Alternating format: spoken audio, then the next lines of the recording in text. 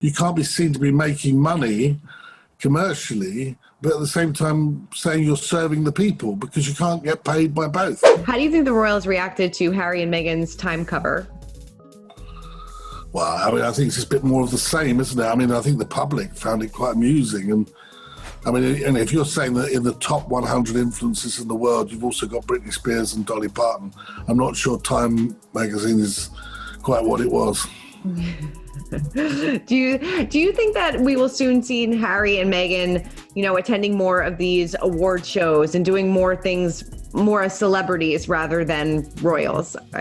Well, by their own, statement, they are more celebrity now than royal. They're not royals, except they're born. Harry's a born royal. Meghan was in it for 5 minutes. I mean, they both decided to keep the title, which is rather odd considering how much they panned the organisation and said that they don't really see the need for it. One would have thought the first thing you do is drop your royal title, but clearly that carries some financial and exposure weight. I think that they will be now seen as celebrities going forward, slightly quasi-celebrities, royal.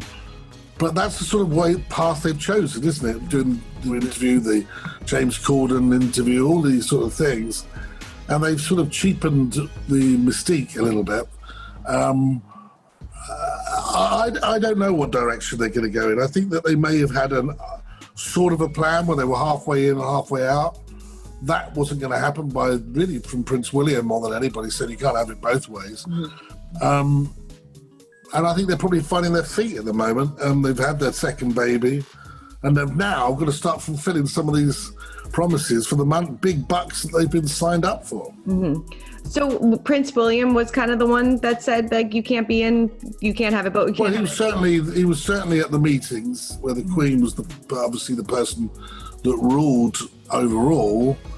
But let's be honest, when the Queen passes, Prince Charles is not going to probably be on the throne for very long. I mean, he's a man who's 72 now. It's in the lap of the gods, but he's 71, 72 now. So, the future of the monarchy really rests on the shoulders of Prince William and the Cambridge family. And so, really, a lot of the decisions he will be consulted on. And I know that his position was very strong, that you can't have it both ways. You can't be half in, half out. Because you can't be seen to be making money commercially, but at the same time saying you're serving the people, because you can't get paid by both. Mm-hmm. Do you think that was maybe a real big reason as to why they are no longer on speaking terms? Obviously, it was probably a bunch of different reasons, but do you think that maybe that was one of the biggest reasons? They clearly disagreed, didn't they? They clearly disagreed. I don't know, and I wouldn't profess to know the one thing that turned it, but I would say that they clearly disagreed with the way that Harry was going about things. And I also think that he was quite shocked when Harry gave an interview in South Africa in which he started effectively airing their dirty linen in public. There's a lot of things. I think also Harry not happy with the lack of support he felt over his marriage to Meghan. But, at the end of the day, they're very close. They were very close as young men. Let's hope that over time the wounds can heal. But I do think these are quite deep wounds.